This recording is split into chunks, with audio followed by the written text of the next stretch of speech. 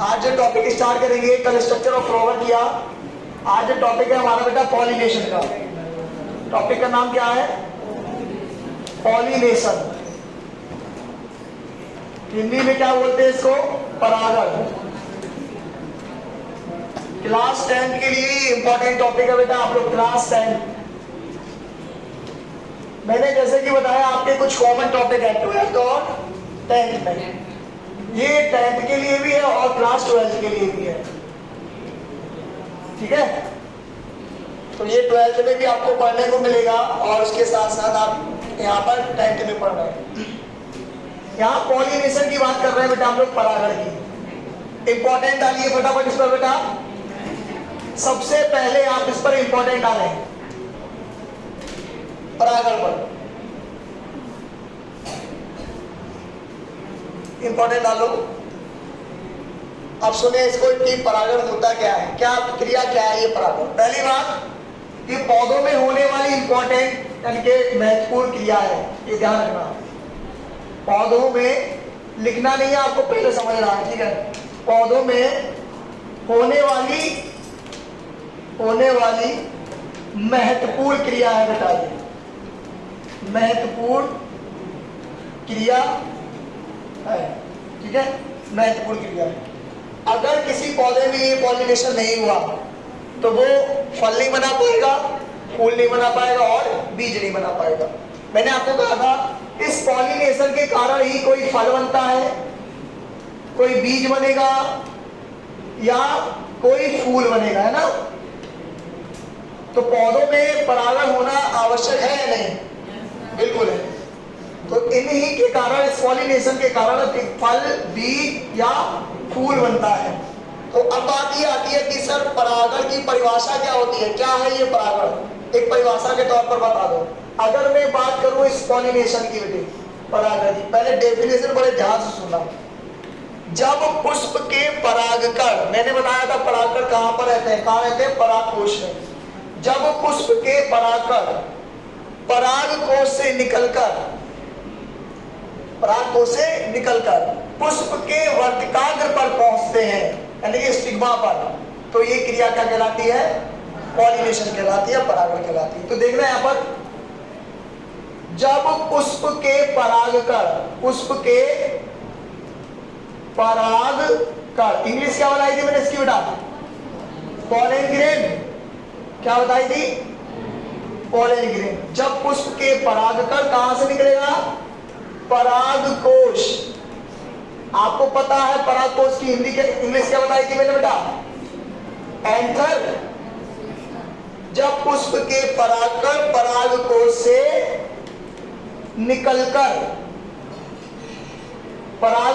निकलकर कहां पहुंचेंगे? पुष्प के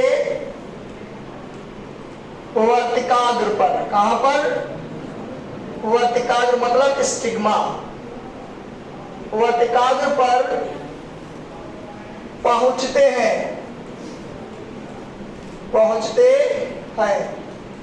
तो यह क्रिया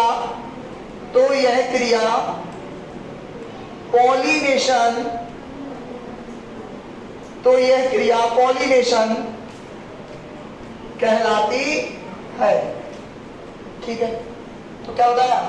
जब पुष्प के परागकोश से निकलकर, भाई जब पुष्प के परागकण है, कहां से निकल रहे हैं बेटा? परागकोश से निकलकर कहां पहुंचेंगे? पुष्प के वर्तिकाग्र मतलब स्टिग्मा पर पहुंच रहे हैं, तो ये क्रिया क्या कहला रही बेटा? पॉलिनेशन। मैंने आपको कल डायग्राम बताया था ये डायग्राम एक बताया था, ये किसका था बेटा? एंडोसियम का ये डायग्राम था, ठीक है। अच्छा ये क्या था? ये एंथर है, ठीक। और इसके अंदर क्या बन रहा है? ये क्या है? परागकण। क्या है? परागकण मतलब पॉलन ग्रेन। तो निकलेंगे कहां से? किसके अंदर बन रहा है? एंथर के अंदर बन रहा है ना, परागकोश इसको बोलते हैं, परागकोश। अच्छा परागकोश के अंदर क्या बन रहा है? परागकोश के अंदर क्या बन रहा है? परागकण। अब परागकण कहां से निकल रहा है? परागकोश से तो निकलेंगे। तो देखो यही तो बोलना है, जब पुष्प के परागकण पराग कोश मतलब एंथर से निकलकर यहां से निकलेंगे और कहां पहुंचेंगे? पुष्प के वर्तिकाग्र पर पहुंचेंगे। कहां पहुंचेंगे बेटा? पुष्प के वर्तिकाग्र मतलब स्टिग्मा पर पहुंचते हैं। तो ये क्रिया क्या कहलाती बेटा? पॉलिनेशन कहलाती। समझ में आई बात है? कल मैंने आपको स्टिग्मा वाला डायग्राम बताया था, फीमेल पार्ट गाइनोशियम, उसमें 3 भाग बताए थे आपको मैंने, स्टिग्मा, स्टाइल और ओवरी। तो ये कहां पर पहुंच रहा है पराग बेटा? वर्तिकाग्र पर पहुंच रहे हैं। अब यहां पर पहुंच गया पराग तो क्रिया चालू हो जाएगी पॉलिनेशन की। ठीक है, अब ये पॉलिनेशन में बेटा 2 प्रकार का होता है। कितने प्रकार का होता है? 2 प्रकार का होता है। अभी इसको नोट करवाएंगे, पहले समझ लो। ठीक है, अच्छा ये देखिए आपका, अगर मैं यहां पर खड़ी डालूं टाइप्स ऑफ पॉलिनेशन, देखिए टाइप्स ऑफ पॉलिनेशन, पॉलिनेशन अगर बात करें टाइप्स ऑफ पॉलिनेशन की, कि परागण के प्रकार, क्या बोलेंगे? परागण के प्रकार। तो देखिए बच्चे लोग, परागण जो है हमारा वो 2 प्रकार का होता है। पहली बात ये समझो, कितने प्रकार का परागण होता है? 2। कितने प्रकार का होता है? 2। यहां से क्वेश्चन बोर्ड में आपको देखने को मिलेगा, अच्छे समझ लो। पॉलिनेशन डेफिनेशन समझ में आ नहीं सकती है ना? अच्छा, परागण 2 प्रकार का, कौन कौन से 2 प्रकार का? एक होता है सेल्फ पॉलिनेशन, सेल्फ पॉलिनेशन, इसको कहते हैं बेटा स्वपरागण। क्या कहते हैं? स्वपरागण। एक होता है हमारा क्रॉस पॉलिनेशन। क्या होता है? Cross pollination. ठीक है, इसको कहते हैं पर परागण। क्या बोलेंगे? पर परागण। अच्छा, इतनी बात समझ आई? परागण कितने प्रकार का बेटा? 2। एक सेल्फ पॉलिनेशन, दूसरा क्रॉस पॉलिनेशन। अब सेल्फ पॉलिनेशन क्रॉस पॉलिनेशन को समझ लेते हैं कि क्या है ये सेल्फ पॉलिनेशन। सेल्फ मतलब स्व मतलब स्वयं। जब कोई पुष्प के परागकण या जब कोई पुष्प स्वयं परागित हो जाता है तो उसको कहते हैं स्वपरागण। और जब कोई पुष्प किसी दूसरे पर जाकर परागित होता है या पॉलन ग्रेन किसी दूसरे पौधे पर जाकर गिरेंगे तो उसको कहते हैं पर। पर मतलब दूसरे पर, स्व मतलब स्वयं, स्व मतलब स्वयं। अगर मैं बात करूं कि सर स्वपरागण किसे कहते हैं तो समझ में आता है। स्वपरागण इसको क्या बोलोगे? Self pollination. बड़े ध्यान से सुनना, सेल्फ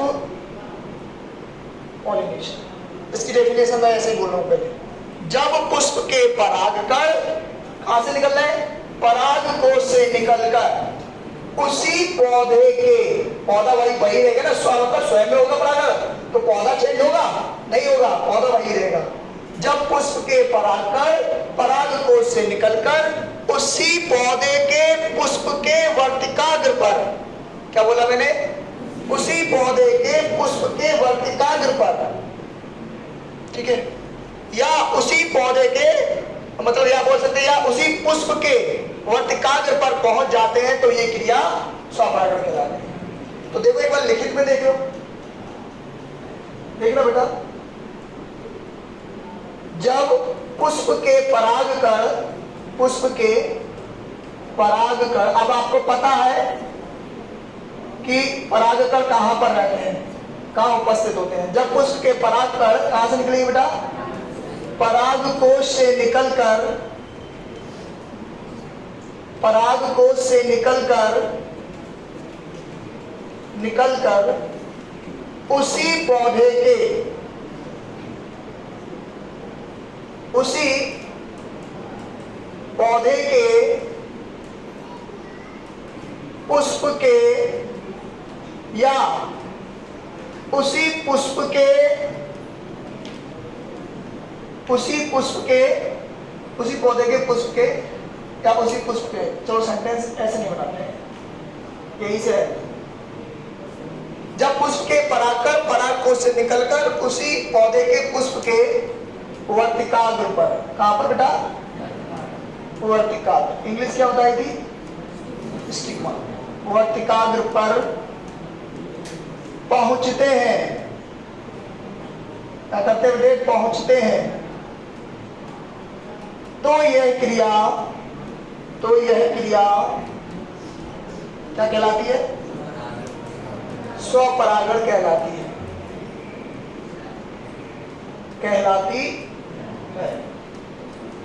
ठीक है। जब पुष्प के परागकण परागकोश से निकलकर उसी पौधे के, देखो पौधा चेंज नहीं हुआ, वही पौधा है, जिस पौधे से परागकण निकले उसी पौधे पर पहुंचेंगे, या उसी पौधे के उसी पुष्प पर पहुंच जाए या कोई दूसरे पुष्प पर।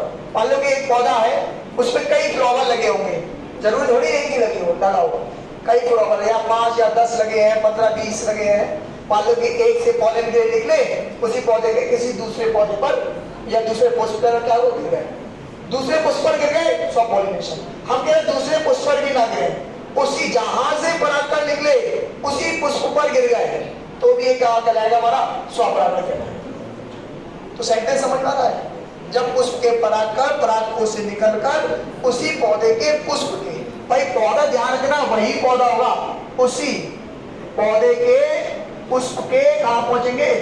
वर्तिकाग्र पर पहुंचने की क्रिया क्या कहलाती है? स्वपरागण। इतनी बात समझ आई?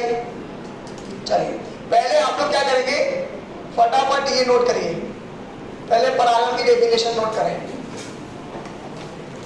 पॉलिनेशन,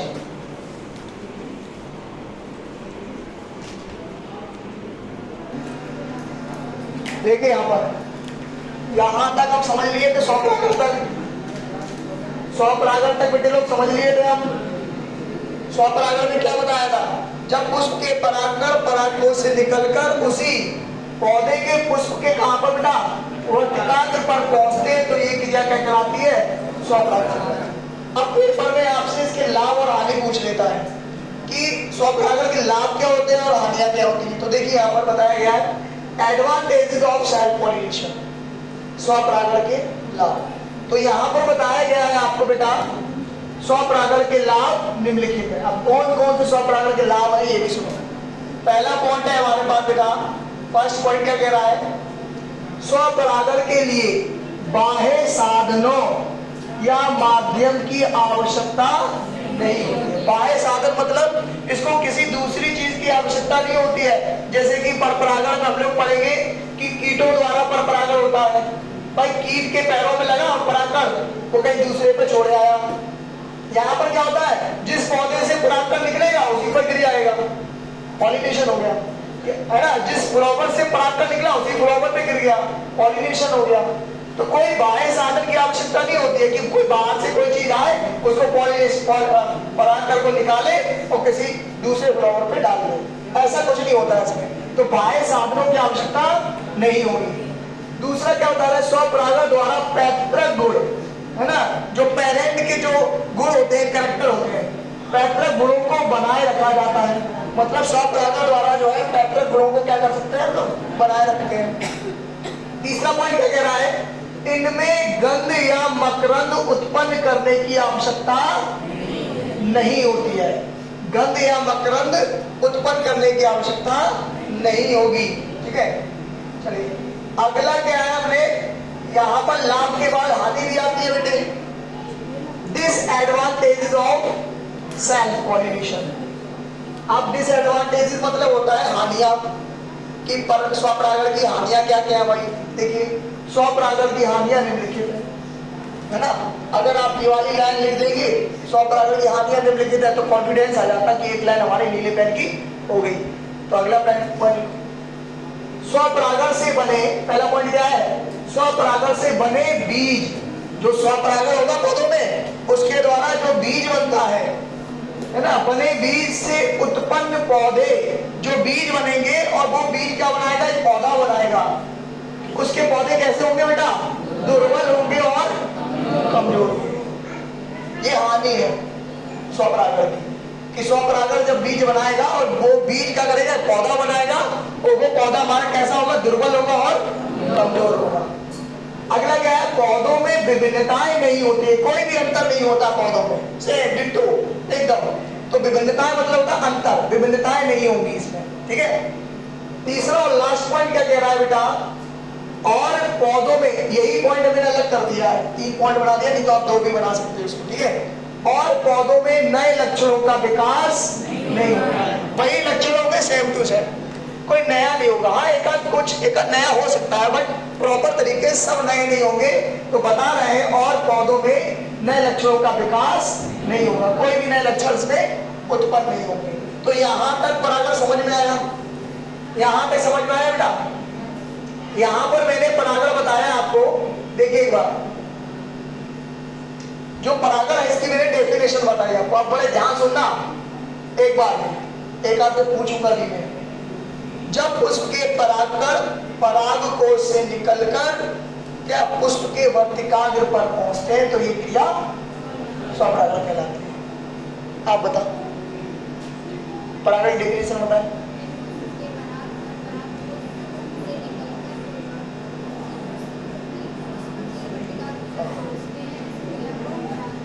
इस प्रक्रिया को परागण कहते हैं। आप बताओ परागण डेफिनेशन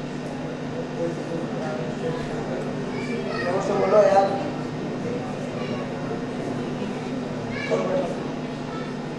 आप बताओ।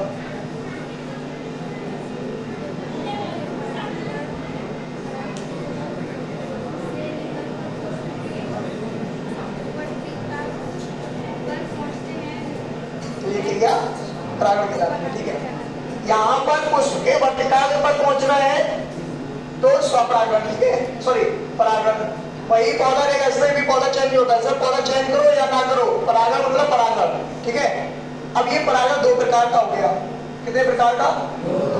कौन सा वाला? एक सेल्फ पॉलिनेशन है, क्रॉस पॉलिनेशन। सेल्फ मतलब जब पौधा स्वयं में परागित हो जाए तो स्वपरागण, जब पौधा दूसरे पर परागित हो तो ये परपरागण। तो देखो स्वपरागण मैंने क्या बताया? जब उसके परागकण पराग कोश से निकलकर उसी, ये ध्यान रखना है, पौधा चेंज नहीं करता स्वपरागण में, उसी पौधे के पुष्प के वर्तिकाग्र पर, ये सेंटेंस, उसी पौधे के पुष्प के वर्तिकाग्र पर पहुंचते हैं तो ये क्रिया क्या कहलाती है? स्वपरागण। और ये लाभ हानि तो मैंने बता ही दिया। ठीक है, अच्छा यहां तक समझ में आ गया। आगे का टॉपिक कल पढ़ाएंगे। अच्छा सुनो, कल संडे है, कल संडे है तो कल टेस्ट तो होगा ही होगा। टेस्ट कितने बजे से है? 8 से 9। ठीक है, 8 से 9 टेस्ट है आपका। टॉपिक मैंने बता दिया है। ठीक है, और सुनो यहाँ पर जाना नहीं है भी, कल मैं पढ़ाऊंगा भी आपको। हाँ, कल सुबह 7 से 8 पढ़ाएंगे। अब आ जाओगे? 7 से 8। ठीक है, 7 से 8 पढ़ाना है मुझे। 7 से 8 हम पढ़ाएंगे भी आपको। ठीक है, यहाँ पर पढ़ाएंगे और यहाँ पर क्या होगा? आपका टेस्ट होगा। ठीक है, हो जाएगा। तो आपको कल कितने बजे आना है? 7 बजे आना है। ठीक है, बस प्रेजेंट बोल के, प्रेजेंट बोलेंगे तब जाना है।